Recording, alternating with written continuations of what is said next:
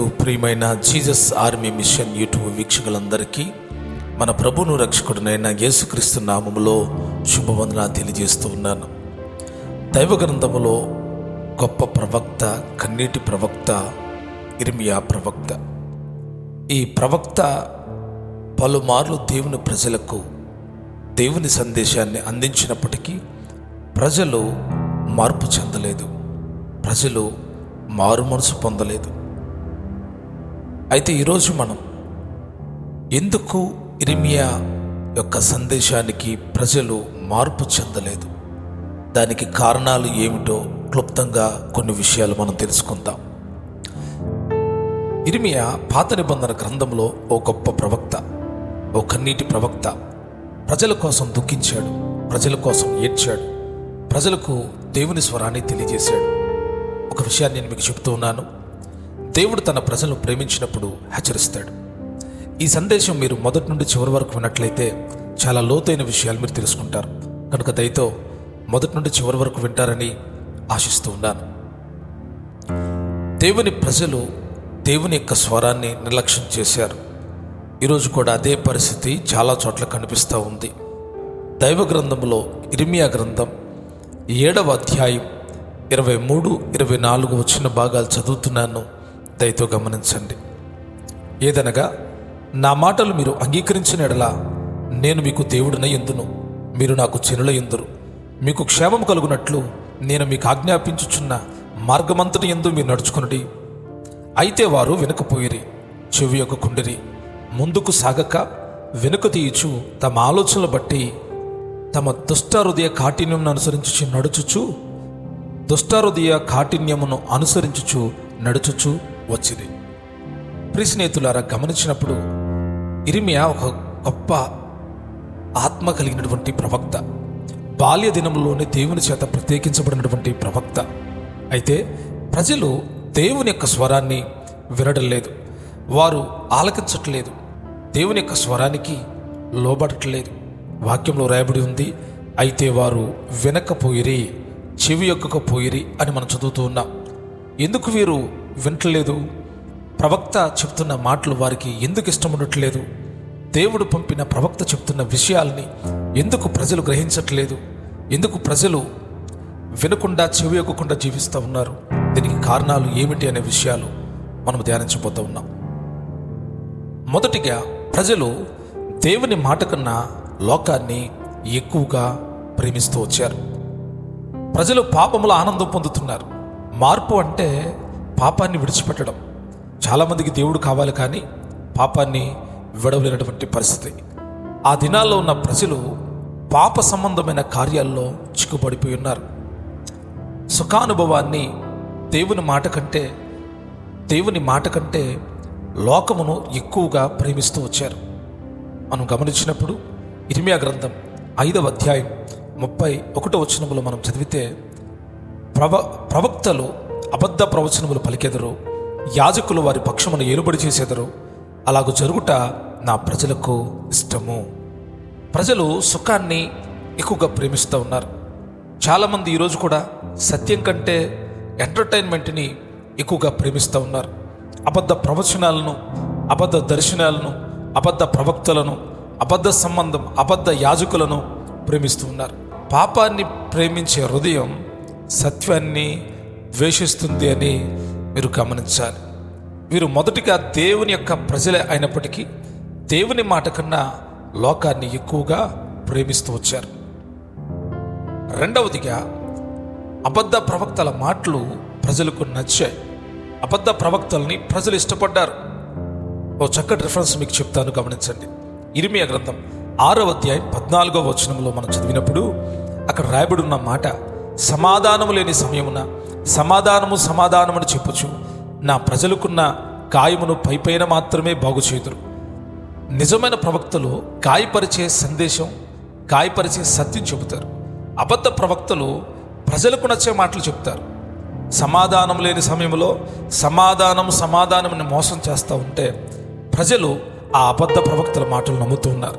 ప్రజలు ఆ అబద్ధ ప్రవక్తలను వెంబడిస్తూ వచ్చారు. ఈరోజు కూడా గమనిస్తే తిమోతిలకు రాసిన 2వ పత్రిక 4వ అధ్యాయం 3వ వచనాన్ని గమనించినప్పుడు ప్రజలు కల్పనా కథల వైపు తిరుగుతూ తమకు ఇంపుగా ఉండే బోధనను పోగు చేసుకుంటూ ఉన్నారు. తమకిష్టమైన అనుకూలమైన బోధనను వారు కావాలని కోరుకొని వాటిని ప్రేమించి ఆ అబద్ధ ప్రవక్తలను, ఆ అబద్ధపు బోధనను వెంబడిస్తూ ఉన్నారు. నిజమైన సందేశం మార్పును తీసుకుని వస్తుంది. నచ్చే సందేశం మిమ్మల్ని నిద్రపుచ్చేటట్టు చేస్తుంది. హెచ్చరికతో కూడిన బోధ మిమ్మల్ని సరిచేసి ప్రభు ఎదుట నిలబెడుతుంది. మిమ్మల్ని పొగిడి లేనిది కూడా ఉన్నట్టుగా చెప్పేటువంటి బోధ మిమ్మల్ని నాశనానికి తీసుకుని వెళ్తుంది. ఇది రెండవ విషయం. మూడవదిగా, ప్రజల హృదయాలు కఠినమైపోయినాయి. వారి హృదయాలు కఠినమైపోయినాయి. పదే పదే దేవుని స్వరం వినకపోతే హృదయం కఠినమవుతుందని గమనించాలి. పాపం మనసాక్షిని చంపుతుంది. సిమెంటు గట్టిపడిన తర్వాత దాన్ని మార్చడం కష్టం కదా, అలాగే కఠినమైన హృదయం దేవుని మాటను అంగీకరించదు. ప్రజలు ఎటువంటి పరిస్థితుల్లోనికి వెళ్ళారంటే కఠిన స్వభావంలోనికి ప్రజలు వెళ్ళిపోయారు. కఠినత్వాన్ని ధరించుకుని ఉన్నారు. రాను రాను వారు దేవుని మాటలను ధిక్కరించి ఎప్పుడైతే వారి ఆలోచన ధోరణి మారిపోయిందో వారి హృదయాలు కఠినమైపోయినాయి. అందుకే ఇర్మియా ప్రవక్త అన్నాడు, హృదయము మోసకరమైంది, అన్నిటికంటే మోసకరమైంది, అది ఘోరమైన వ్యాధి గలది, దాన్ని గ్రహింపగలవాడెవడు అంటున్నాడు. అంత కఠినత్వం కావడానికి గల కారణం వారు దేవుని స్వరాన్ని నిర్లక్ష్యం చేయడమే. ప్రియ సహోదరులారా, మన జీవితాల్లో కూడా దేవుని స్వరాన్ని నిర్లక్ష్యం చేస్తే ఒకరోజు వినలేని స్థితికి మీరు చేరతారు. దేవుడు మీతో మాట్లాడుతూ ఉన్నప్పటికీ మీరు వినకుండా ఆయన మాటలను పక్కన పెట్టినట్లయితే రాను రాను మీ హృదయం గట్టిపడుతుంది. ఆధ్యాత్మిక జీవితంలో కృంగిపోతారు. వీరు దేవుని స్వరాన్ని వినట్లేదు, వారి హృదయాలు కఠినమైపోయినాయి. నాలుగవదిగా, వారు అనుకుంటున్నారు వారు దేవుని తీర్పును సరదాగా తీసుకున్నారు, లైట్గా తీసుకున్నారు. అంటే ఎందుకు అలాగా, మేము ఎంత వ్యతిరేకంగా ఉన్నా మాకేమీ జరగట్లేదు. అబద్ధ ప్రవక్తల యొక్క ప్రవచనాలను వారు వింటూ ఉన్నారు. అబద్ధ ప్రవక్తల యొక్క యాజకుల యొక్క నడవడికలు వారు నడుస్తూ ఉన్నారు. అయితే వారికి శిక్ష ఏమీ కలగకపోవడం మూలాన వారు అనుకున్నారు, ఇవన్నీ దేవుడు చెప్పినవి కాదులే అనుకున్నారు. దేవుడు వెంటనే శిక్షించలేదు. అందుకే ప్రజలు అనుకున్నారు ఏమి జరగదులే అనుకున్నారు. చాలామంది ఈ రోజుల్లో కూడా దేవుడు తమకు అనుగ్రహించిన కృపను వీక్నెస్గా భావిస్తూ ఉన్నారు. ఏం చెప్పినా ఏం చేసినా పర్వాలేదులే, దేవుడు ఏం చేయట్లేదులే అనుకుంటున్నారు. కానీ జాగ్రత్త సుమా, దేవుని ప్రజలకు దేవుని తీర్పు ఉంది. దేవుని సహనం రక్షణ కోసమే, అనుమతి కోసం కాదు. కాబట్టి వీరి జీవితాలను గమనించినప్పుడు వీరు దేవుని తీర్పును సరదాగా తీసుకున్నారు. ఇది నాలుగవ విషయం. ఐదవదిగా, వారి లోపల ఆచారం ఉంది కానీ ఆత్మీయత లేదు. వీరు దేవాలయానికి వెళ్ళేవారు, బలుల్ని అర్పించేవాళ్ళు, కానీ హృదయము దేవునికి దూరంగా ఉంది.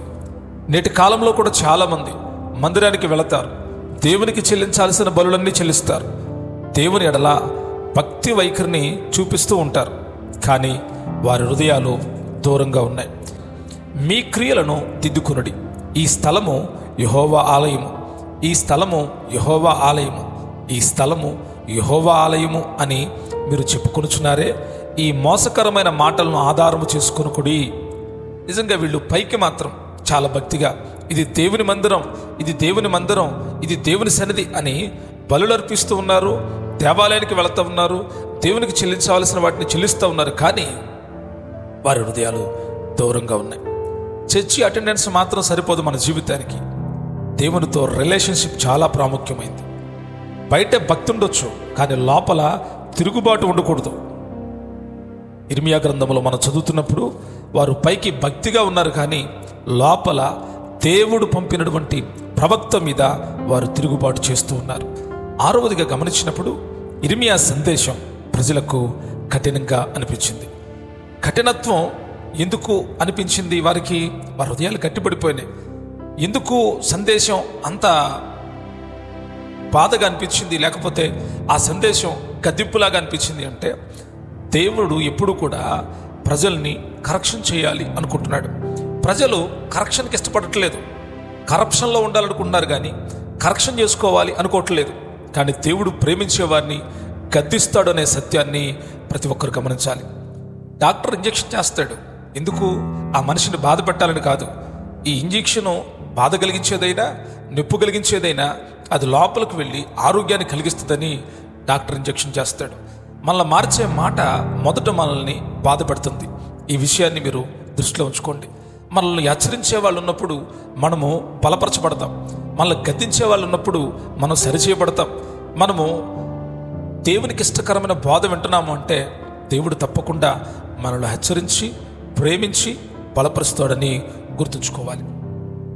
7వదిగా గమనించినప్పుడు ప్రజలు పశ్చాత్తాపపడడానికి సిద్ధంగా లేరు. వారు సమస్యల నుంచి బయటపడాలని కోరుకున్నారు, కానీ పాపాన్ని విడిచిపెట్టాలని అనుకోవట్లేదు. నిజమైన రివైవల్ అంటే పశ్చాత్తాపంతోనే మొదలవుతుంది. మార్పు మన లోపల రావాలి అంటే మనసు మారాలి.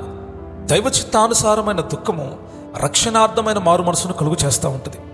ఈ ప్రజలు ఎంత కఠినత్వానికి వెళ్ళారు అంటే దేవుడు పలుమార్లు ప్రవక్త ద్వారా హెచ్చరిస్తూ వచ్చిన ప్రజల్లో పశ్చాత్తాపం కలగలేదు. ప్రియ దేవుని పిల్లలారా, ప్రియ వీక్షకులారా, గమనించండి. నేటి కడవరి దినాల్లో కూడా ప్రజలు పశ్చాత్తాపపడట్లేదు. దేవుడు హెచ్చరించిన తర్వాత ప్రజలు పశ్చాత్తాపపడితే వారి హృదయాలు నూతనమవుతాయి. ఇర్మియా గ్రంథంలో మనం గమనించినప్పుడు ఇర్మియా చెప్పిన సందేశానికి ప్రజలు పశ్చాత్తాపపడడానికి ఇష్టపడలేదు. అయితే మరి ఇర్మియా ఏం చేశాడు? వారందరూ వ్యతిరేకించిన ఇర్మియా వెనుకకు తగ్గలేదు. ఇర్మియా నిజమైన దైవ సేవకుడు కనుక పాపులారిటీ కోసం కాదు, సత్యం కోసం నిలబడ్డాడు. దేవుని యొక్క పిల్లలు ఎప్పుడూ కూడా సత్యం కోసం నిలబడాలి. దేవుని యొక్క సేవకులు సత్యం కోసం నిలబడాలి.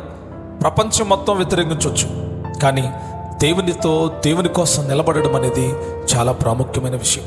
ఇర్మియా గ్రంథంలో చాలా అద్భుతమైనటువంటి వాక్య సందేశాలు ఉన్నాయి. దేవుడు తన ప్రజలను సరిచేయాలనుకొని వారి పాపాలను వారికి ఎత్తి చూపించి వారిని ఆ పాపపు స్థితిలో నుండి బయటకు రెప్పించి విడుదల కలిగించి వారిలో ఒక నూతనత్వాన్ని కలుగు చేయాలి అనుకున్నాడు. దేవుడిచ్చిన వాగ్దానం ఉంది. ఇదిగో, రాతి గుండెను మీలో నుండి తీసివేసి మాంసపు గుండెను మీకు ఇస్తాను అని ప్రజలకు చెప్పిన ప్రజలు మార్పు చెందలేదు. పైగా ఇర్మియాను కొట్టారు, ఇర్మియాను చంపడానికి ప్రయత్నించారు. ఇర్మియాకు అడుగడుగున శ్రమలు ఉన్నాయి. ఇర్మియా వైపు నిలబడిన వారు లేరు. ఈ రోజుల్లో కూడా సత్యాన్ని మీరు మాట్లాడుతూ ఉన్నప్పుడు మీతో ఎవరుండరు. వాక్యంలో ఉన్నది ఉన్నట్టుగా మాట్లాడితే చాలామందికి ఈరోజు బాధ కలుగుతూ ఉంది. మీరు అలా చెప్పొద్దు పాస్టర్, అలా చెప్పొద్దు బ్రదర్, మీరు ఇలాగ చెప్పండి అలాగ చెప్పండి అని డైరెక్షన్స్ని మారుస్తున్నారే కానీ వాళ్ళ జీవితాల్లో నిజమైన పశ్చాత్తాపం కలగట్లేదు. ప్రియ స్నేహితులారా, ఈ సందేశం ద్వారా మీరు అర్థం చేసుకోవాల్సిన విషయం, దేవుని స్వరాన్ని మీరు వింటున్నారా? దేవుని స్వరం మీకు వినబడుతున్నప్పుడు మీరు లోబడుతున్నారా, లేక తిరుగుబాటు చేస్తూ ఉన్నారా? దేవుని వాక్యానికి, దేవుని స్వరానికి, దైవ సన్నిధికి దూరమైనప్పుడు మీ హృదయాలు కఠినమవుతాయి. కఠినమైన తరువాత మీకు దేవుని స్వరం వినబడదు. మీరు దేవునికి విరోధులవుతారు, దైవ సన్నిధికి దూరం అయిపోతారు. ఆచార సంబంధమైన భక్తిలోనే ఉంటారు, కానీ ఆత్మీయతలోకి కొనసాగలేరు. కనుక ఈ సందేశాన్ని వింటున్న మీరు ఇర్మియా ఎంతగానో ప్రయాసపడి ప్రజల కొరకు దేవుడు చెప్పిన విషయాన్ని ఉన్నది ఉన్నట్టుగా ప్రజలకు వినిపిస్తే ఇర్మియాకు ఘనత రాలేదు. ఇర్మియాను ప్రజలు మెచ్చుకోలేదు. ఇర్మియాకు ప్రజల దగ్గర నుండి హర్షధ్వనులు రాలేదు, కానీ అవమానాలు, నిందలు, శ్రమలు, కష్టాలు వచ్చాయి. మీరు కూడా సత్యాన్ని చెప్పి బాధపడుతున్నారా? బాధపడకండి. దేవుడు మీకు తగిన సమయమున ప్రతిఫలం అనుగ్రహిస్తాడు. ఈ సందేశం ద్వారా దేవుడు మీ హృదయాలను బలపరిచి ఆయన నిత్య రాకడ కొరకు సిద్ధపరచునుగాక.